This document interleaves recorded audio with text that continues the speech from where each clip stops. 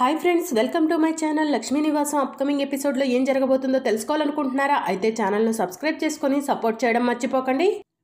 జయనందన్ నిద్రపోతూ ఉన్న సమయంలో జయనందన్ ఇంట్లో నుంచి సౌండ్స్ వినిపిస్తూ ఉంటాయి. ఆ రోజు సార్ నల్ల పిల్లిని పెంచుతున్నా అని చెప్పారు, కానీ ఇప్పుడు సౌండ్స్ వింటుంటే ఏదో అనుమానంగా ఉంది. ఇప్పుడే ఆ రూమ్లో ఏముందో నేను చూస్తాను అని చెప్పి జాను మనసులో అనుకొని మెల్లగా భయపడుతూ ఆ అజ్ఞాత వ్యక్తి ఉన్న రూమ్ దగ్గరకు వెళ్తుంది. డోర్ ఓపెన్ చేయాలని ప్రయత్నం చేస్తూ ఉంటుంది. డోర్ ఓపెన్ కాదు. ఇదేంటి డోర్ ఓపెన్ అవ్వట్లేదు? పిల్లిని లాక్ చేశారా సార్ లోపల పెట్టి అని చెప్పి జాను ఆలోచిస్తూ ఉంటుంది. ఇక అప్పుడే జయనందన్ వస్తాడు. జాను, నువ్వేంటిక్కడ అని జయనందన్ అడుగుతూ ఉంటాడు. సార్, ఈ రూమ్లో నుంచి ఏవో భయంకరమైన సౌండ్స్ వస్తున్నాయి, ఏంటా అని చెప్పి చూద్దామని వచ్చాను సార్, కానీ రూమ్కి లాక్ చేసుంది అని చెప్పి జాను చెప్తూ ఉంటుంది. నేనే లాక్ చేశాను జాను అని చెప్పి జయనందన్ చెప్తూ ఉంటాడు. పిల్లిని లోపల బంధించి లాక్ చేయటం ఏంటి సార్ అని చెప్పి జాను అడుగుతూ ఉంటుంది. అది కొంచెం టెన్షన్ పెట్టే పిల్లి అని చెప్పాను కదా జాను, నిన్ను ఎక్కడ ఇబ్బంది పెడుతుందో నేను లేని సమయంలో అని చెప్పి లాక్ చేశాను అని చెప్పి జయనందన్ చెప్తూ ఉంటాడు. అవునా సార్ అని చెప్పి జాను అంటుంది. జాను, నువ్వు వెళ్ళి కొంచెం ఫుడ్ తీసుకొని వస్తావా? పిల్లికి బాగా ఆకలి అవుతున్నట్టుంది, అందుకే సౌండ్స్ చేస్తుంది అని చెప్పి జయనందన్ అంటాడు. ఓకే సార్, ఇప్పుడే వెళ్ళి తీసుకొస్తాను అని చెప్పి జాను కిందికి వెళ్తుంది. ఇక జయనందన్ డోర్ ఓపెన్ చేసుకొని లోపలికి వెళ్ళి, ఎందుకు అలా అరుస్తున్నావు? నీకు ఆకలైనా సరే నేను పెట్టాలనుకున్నప్పుడే పెడతానని నీకు తెలుసు కదా అని చెప్పి అజ్ఞాత వ్యక్తిని అంటూ ఉంటాడు. ఇక జయనందన్ కోపంగా బయటికి వస్తాడు. జాను అప్పుడే భోజనం తీసుకొని వస్తుంది. జాను, నువ్వు ఇక్కడే ఉండు, నేను వెళ్ళి ఫుడ్ పెట్టొస్తాను అని చెప్పి జయనందన్ అంటాడు. నేను కూడా లోపలికి వస్తాను సార్ అని చెప్పి జాను అంటుంది. వద్దు జాను, అది ఒకసారి ఇలానే బయటికి తీసుకొస్తే కొత్త వాళ్ళని చూసి తను ఇబ్బంది పడింది కాకుండా ఎదుటి వాళ్ళని కూడా ఇబ్బంది పెట్టింది. ఆ క్యాట్ వల్ల నువ్వు ఇబ్బంది పడకూడదు జాను, నువ్వు ఇక్కడే ఉండు అని చెప్పి జయనందన్ అంటాడు. సరే సార్ అని చెప్పి జాను అంటుంది. జై సార్ నా పట్ల చాలా కేరింగ్ చూపిస్తున్నారు అని చెప్పి జాను మనసులో అనుకుంటూ ఉంటుంది. ఇక జాను బయట వెయిట్ చేస్తూ ఉంటే జయనందన్ మెల్లగా రూమ్లోకి వెళ్ళి ఆ అజ్ఞాత వ్యక్తికి ఫుడ్ పెట్టేసి ఎవరూ చూడకుండా మెల్లగా బయటికి వచ్చేస్తాడు. జాను, ఇక వెళ్దాం పదా అని చెప్పి జయనందన్ అంటాడు. ప్లేట్ తీసుకురావాలి కదా సార్ అని చెప్పి జాను అంటుంది. అవసరం లేదు, ప్లేట్ కూడా తినేస్తుంది అని చెప్పి జయనందన్ అంటాడు. ఏంటి సార్ అని చెప్పి జాను అడుగుతూ ఉంటుంది. ఏం లేదు జాను, నెక్స్ట్ టైం వెళ్ళినప్పుడు ప్లేట్ తీసుకొస్తా అని చెప్పి జయనందన్ అంటాడు. పద జాను, వెళ్ళి పడుకుందాం అని చెప్పి జయనందన్ అంటాడు. ఇక జయనందన్ జాను వెళ్ళి పడుకుంటారు. జానుకి మాత్రం ఆ అరుపులు సౌండ్లే వినిపిస్తూ ఉంటాయి. జై సార్ నా దగ్గర ఏదైనా దాస్తున్నారా అని చెప్పి జాను ఆలోచిస్తూ ఉంటుంది. ఇక జయనందన్ కూడా జానుకి నా పైన ఏమైనా అనుమానం వచ్చి ఉంటుందా అని చెప్పి ఆలోచిస్తూ ఉంటాడు. ఇక అలా నిద్రలోకి వెళ్ళిపోతారు. ఇక మరోవైపు లక్ష్మి ఉదయమే లేచి దేవుడికి పూజ చేస్తూ ఉంటుంది. వాణి కాఫీ పెట్టి అందరికీ కూడా కాఫీ ఇస్తూ ఉంటుంది. అప్పుడు ఖుషి పాప నిద్ర లేస్తుంది. అమ్మా అమ్మ అని చెప్పి పిలుస్తూ ఉంటుంది. తులసి కనిపించకపోవడంతో తులసి కోసం ఇల్లంతా వెతుకుతుంది. తులసి కనిపించకపోవడంతో లక్ష్మి దగ్గరకు వెళ్ళి, అమ్మమ్మ అమ్మ ఎక్కడుంది అని చెప్పి అడుగుతూ ఉంటుంది. అమ్మ రూమ్లోనే ఉంటుంది కదమ్మా అని చెప్పి లక్ష్మి అంటుంది. లేదమ్మమ్మ, అమ్మ రూమ్లో లేదు, ఇంట్లో కూడా ఎక్కడా లేదు, అమ్మ కోసం ఇల్లంతా వెతికాను అని చెప్పి ఖుషి పాప చెప్తూ ఉంటుంది. ఇంకా లక్ష్మి టెన్షన్ పడుతూ, ఏమండి ఏమండి తులసి కనిపించట్లేదంటండి అని చెప్పి చెప్తూ ఉంటుంది. ఇక్కడ ఎక్కడ ఉంటుంది చూడు లక్ష్మి అని చెప్పి సేనయ్య అంటూ ఉంటాడు. లేదండి, రాత్రి ఇంట్లో జరిగిన గొడవకి తులసి బాధపడినట్టుంది, ఇంట్లో నుంచి వెళ్ళిపోయినట్టుందండి, ఇల్లంతా కూడా వెతికింది ఖుషి పాప అని చెప్పి లక్ష్మి చెప్తూ ఉంటుంది. నువ్వు కూడా ఒకసారి వెతుకు లక్ష్మి అని చెప్పి సేనయ్య చెప్తూ ఉంటాడు. అయ్యో, నేను కూడా వెతికానండి, రండి తులసిని వెతుకుదాం అని చెప్పి లక్ష్మి పిలుస్తూ ఉంటుంది. ఇంకా లక్ష్మి ఏడుస్తూ ఉంటుంది. లక్ష్మి కంగారు పడకు, డాక్టర్ నిన్ను టెన్షన్ పడొద్దని చెప్పారు, నేను వెళ్ళి తులసిని వెతుకుతాను అని చెప్పి సేనయ్య చెప్తూ ఉంటాడు. రాము నేను కూడా వస్తాను అని చెప్పి సైగ చేస్తూ ఉంటాడు.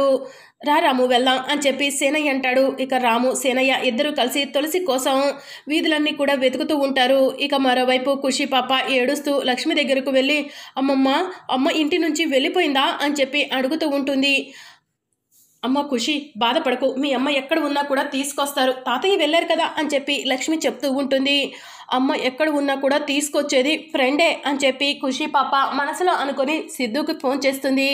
సిద్ధు ఫోన్ చూసుకొని, హలో అని చెప్పి అంటూ ఉంటే ఫ్రెండ్ నేను ఖుషిని అని చెప్పి చెప్తూ ఉంటుంది. ఏంటి ఖుషి ఇంత ఉదయమే ఫోన్ చేశావు అని చెప్పి సిద్ధు అడుగుతూ ఉంటాడు.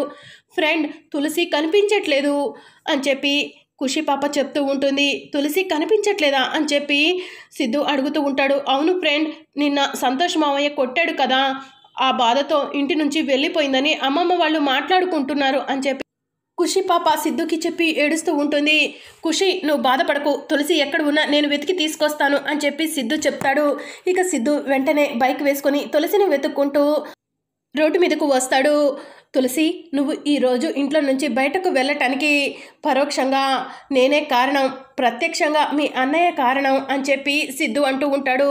త్వరలోనే ఈ పరిస్థితులన్నీ చక్కబెడతాను తులసి, నిన్ను నా భార్యగా ఇంటికి తీసుకొస్తాను అని చెప్పి సిద్ధు మనసులో అనుకుంటూ తులసి ఎక్కడ ఉన్నావు కనిపించు అని చెప్పి తులసి కోసం వెతుకుతూ ఉంటాడు. ఇక మరోవైపు ఇంటి దగ్గర ఖుషి పాప ఏడుస్తూ ఉంటే లక్ష్మి ఖుషిని ఓదారుస్తూ ఉంటుంది. అమ్మమ్మ నువ్వు కూడా ఏడవకు, నా ఫ్రెండ్ సిద్ధు ఉన్నాడు కదా, తులసి అమ్మ ఎక్కడ ఉన్నా కూడా వెతికి తీసుకొస్తా అన్నాడు అని చెప్పి ఖుషి పాప చెప్తూ ఉంటుంది. మీ అమ్మ నీకోసమైనా ఎక్కడో ఒక చోట తప్పకుండా ఉంటుందమ్మా, మీ అమ్మకు నువ్వంటే ప్రాణం అని చెప్పి లక్ష్మి చెప్తూ ఉంటుంది. అవునమ్మమ్మ, అమ్మ నా కోసమైనా వస్తుంది అని చెప్పి ఖుషి పాప చెప్తూ ఉంటుంది. ఇక సిద్ధు అలా రోడ్డు మీద తులసిని వెతుక్కుంటూ వెళ్తూ ఉంటాడు. అప్పుడు తులసి రోడ్డు మీద అలా నడుచుకుంటూ సంతోష్ అన్న మాటలను గుర్తు చేసుకుంటూ సంతోష్ చెంప పగలగొట్టిన విషయాన్ని గుర్తు చేసుకుంటూ వెళ్తూ ఉంటుంది. సిద్ధు తులసిని చూస్తాడు. తులసి తులసి ఆగు తులసి అని చెప్పి సిద్ధు అంటూ ఉంటాడు. తులసి ఆగుతుంది. తులసి ఇలా చేయటం కరెక్టేనా అని చెప్పి సిద్ధు అంటాడు. ఏం మాట్లాడుతున్నావు నువ్వు అని చెప్పి తులసి అడుగుతూ ఉంటుంది. ఇంటి నుంచి వచ్చేసావని ఖుషి పాప ఫోన్ చేసి ఏడుస్తుంది అని చెప్పి సిద్ధు చెప్తూ ఉంటాడు. ఖుషి నీకు ఫోన్ చేసిందా అని చెప్పి తులసి అడుగుతూ ఉంటుంది. అవును తులసి, నిన్న మీ ఇంట్లో గొడవ జరిగిందంట కదా, ఆ విషయం గురించి కూడా ఖుషి నాతో చెప్పింది. నువ్వు ఇలాంటి తప్పుడు నిర్ణయం తీసుకోవడం కరెక్ట్ కాదు తులసి అని చెప్పి సిద్ధు చెప్తూ ఉంటాడు. ఏం చెయ్యను, నాకు ఆ అమ్మవారు ఎప్పుడు కూడా ఏదో ఒక సమస్యను సృష్టిస్తూనే ఉంది, సమస్యల నుంచి ఎలా తప్పించుకోవాలో అర్థం కావట్లేదు అని చెప్పి తులసి అంటుంది. సమస్యల నుంచి పారిపోతున్నావో తులసి, సమస్యకు ఎదురు నిలబడాలి, సమస్యను సాల్వ్ చేసుకోవాలి. ఇప్పుడు నువ్వు ఇలా నీ దారి నువ్వు చూసుకుంటే ఖుషిని నీ ఎంత ప్రేమగా ఎవరు చూసుకుంటారు అని చెప్పి సిద్ధు అడుగుతూ ఉంటాడు. నువ్వు చెప్పేది కూడా నిజమే అని చెప్పి తులసి అంటూ ఉంటుంది. పిచ్చి ఆలోచనలు పిచ్చి నిర్ణయాలు మానేసి రా తులసి ఇంటికి వెళ్దాం అని చెప్పి సిద్ధు అంటాడు. నేను వెళ్తాను అని చెప్పి తులసి అంటుంది. లేదు నేనే నిన్ను డ్రాప్ చేస్తాను, లేకపోతే నువ్వు మళ్ళీ ఎక్కడికైనా వెళ్ళిపోతావు అని చెప్పి సిద్ధు అంటాడు. లేదు ఖుషి కోసమైనా నేను ఇంటికి వెళ్తాను అని చెప్పి తులసి అంటుంది. పర్వాలేదు బైక్ ఎక్కు, డ్రాప్ చేస్తాను, లేకపోతే నేను కూడా నీతో పాటు నడిచే వస్తాను అని చెప్పి సిద్ధు అంటాడు. సరే పదండి వెళ్దాం అని చెప్పి తులసి సిద్ధు బైక్ ఎక్కుతుంది. ఇక మరోవైపు తులసి కోసం సీనయ్య వీధులన్నీ కూడా వెతికి ఇంటికి వెళ్తాడు. ఏమండి తులసి కనిపించిందా అని చెప్పి లక్ష్మి అడుగుతూ ఉంటుంది. తులసి కనిపించలేదు లక్ష్మి అని చెప్పి సీనయ్య చెప్తూ ఉంటాడు. గుడికి వెళ్ళిందేమోనండి అని చెప్పి లక్ష్మి అంటూ ఉంటుంది. రాము గుళ్ళన్నీ కూడా వెతికాడు, తులసి గుడిలో కూడా లేదంట లక్ష్మి అని చెప్పి సీనయ్య చెప్తూ ఉంటాడు. ఏంటి తులసి కనిపించట్లేదా? అబ్బా వింటానికే వింత విడ్డూరలా అనిపిస్తుంది అని చెప్పి సంతోష్ అంటాడు. అసలు నువ్వు అన్నయ్య వేనారా, ఒక చెల్లి కనిపించట్లేదంటే ఎక్కడ ఉందా అని చెప్పి చెల్లి కోసం వెతకాల్సింది పోయి ఇలా తప్పుగా మాట్లాడటానికి నీకు సిగ్గుగా లేదారా అని లక్ష్మి అడుగుతూ ఉంటుంది. సిగ్గు అలాంటివన్నీ కూడా ఎప్పుడో మర్చిపోయానమ్మా, మీ కడుపున ఏ రోజైతే పుట్టానో అలాంటివన్నీ నాకు ఏవీ లేవు అని చెప్పి సంతోష్ అంటాడు. ఇక చాలు నోరు ముయ్యిరా అని చెప్పి లక్ష్మి అంటుంది. ఇక అప్పుడే సిద్ధు తులసిని తీసుకొని ఇంటికి వస్తాడు. అమ్మమ్మ తులసి అమ్మ వచ్చేసింది, నా ఫ్రెండ్ తీసుకొచ్చాడు అని ఖుషి పాప చెప్తూ ఉంటుంది. ఇక లక్ష్మి సేనయ్య పరిగెత్తుకుంటూ తులసి దగ్గరకు వెళ్ళి అమ్మ తులసి ఎక్కడికి వెళ్ళావు, ఖుషి పాప నీ కోసం ఎంతలా ఏడుస్తుందో తెలుసా అని చెప్పి లక్ష్మి అడుగుతూ ఉంటుంది. ఇక తులసి ఖుషిని హగ్ చేసుకొని నేనెక్కడికి వెళ్తాను ఖుషి, నిన్ను వదిలి ఎక్కడికి వెళ్ళనమ్మా అని చెప్పి చెప్తూ ఉంటుంది. మరి ఎక్కడికి వెళ్ళావు తులసి, ఇంతమందిని టెన్షన్ పెట్టావు అని చెప్పి సంతోష్ అడుగుతూ ఉంటాడు. నా సమస్యకు దారి చూపించమని అడగటానికి గుడికి వెళ్ళాను అని తులసి చెప్తూ ఉంటుంది. ఇంట్లో చెప్పి వెళ్ళొచ్చు కదా తులసి అని చెప్పి లక్ష్మి అంటూ ఉంటుంది. ఈ తులసికి కొంచెం కూడా సిగ్గురాదు. నిన్నే నరేష్ బావ గారు సిద్ధుతో కలిసి తిరుగుతుంది అని గొడవ చేసి వెళ్ళారు, మళ్ళీ ఈ సిద్ధుతో కలిసే ఇంటికి వచ్చింది అని చెప్పి సంతోష్ అంటూ ఉంటాడు. చాలు నోరు మూస్తావా, తులసి గురించి అలా తప్పుగా ఎలా మాట్లాడగలుగుతున్నావు, తులసి ఏంటో తెలిసి ఒక అన్నయ్యగా నువ్వు మాట్లాడాల్సిన మాటలు ఇవేనా, తులసి రోడ్డు మీద ఇబ్బంది పడుతూ ఉంటే నేనే తీసుకొని వచ్చాను అని చెప్పి సిద్ధు అంటాడు. తమ్ముడు మన ఇద్దరిది ఏ జన్మ రుణానుబంధమో నువ్వు ప్రతిసారి మాకు సహాయం చేస్తున్నావు అని చెప్పి లక్ష్మి అంటుంది. పర్లేదక్క, మనలో మనకి రుణానుబంధాలు ఎందుకు, నేను ఇక బయలుదేరతాను అని చెప్పి సిద్ధు అక్కడి నుంచి వెళ్ళిపోతాడు. ఇక మరోవైపు సిద్ధు బైక్ మీద వెళ్తూ నేను చేసిన తప్పుకు దేవుడిని క్షమాపణ అడగాలి, నా వల్లే తులసికి ఇన్ని సమస్యలు వస్తున్నాయి అని మనసులో అనుకొని సిద్ధు గుడికి వెళ్తాడు. ఇక మరోవైపు లక్ష్మి కూడా ఏమండి నేను కూడా గుడికి వెళ్తాను, తులసి కనిపిస్తే కనుక గుడికి వస్తానని అమ్మవారికి మొక్కుకున్నానండి అని లక్ష్మి చెప్తూ ఉంటుంది. లక్ష్మి అసలే టెన్షన్గా ఉన్నావు, తోడుగా ఎవరినైనా తీసుకెళ్ళు అని చెప్పి సేనయ్య చెప్తూ ఉంటాడు. నేను వస్తాను పదమ్మా అని చెప్పి తులసి అంటుంది. ఇప్పుడే గుడికి వెళ్ళాన్నావు కదమ్మా అని చెప్పి లక్ష్మి అడుగుతూ ఉంటుంది. పర్వాలేదమ్మా, నీ కోసం మళ్ళీ వస్తాను అని చెప్పి తులసి అంటుంది. ఇక తులసి లక్ష్మి ఇద్దరు కలిసి గుడికి బయలుదేరతారు. ఇక అదే సమయంలో సిద్ధు కూడా గుడిలో ఉంటాడు.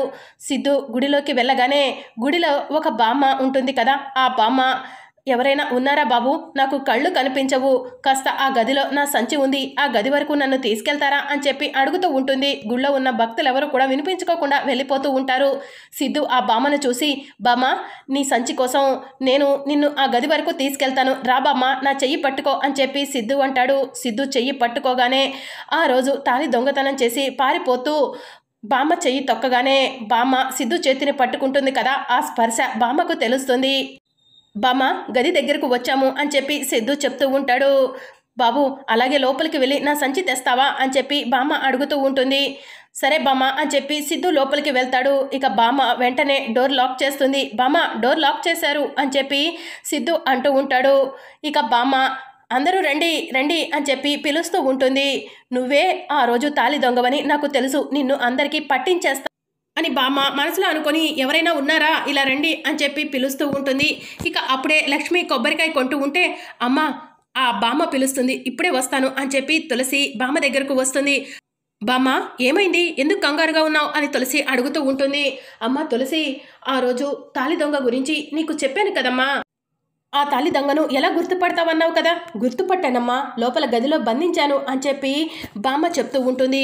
తులసి వెళ్ళి డోర్ ఓపెన్ చేస్తుంది. సిద్ధు తులసిని చూసి షాక్ అవుతాడు.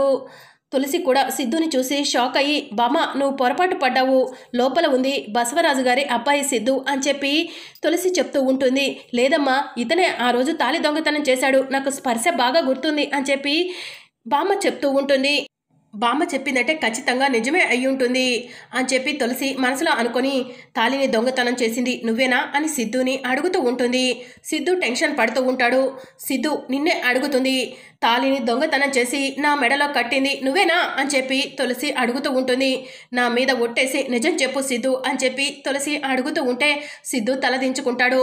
నువ్వు తలదించుకోవడం సమాధానం కాదు, నిజమేంటో చెప్పు అని చెప్పి తులసి అడుగుతూ ఉంటే నన్ను క్షమించు తులసి, ఆ రోజు నీ జీవితం బాగుండాలని నీ మెడలో నేనే తాళిని కట్టాను అని చెప్పి సిద్ధు చెప్తాడు. మరి అప్కమింగ్ ఎపిసోడ్లో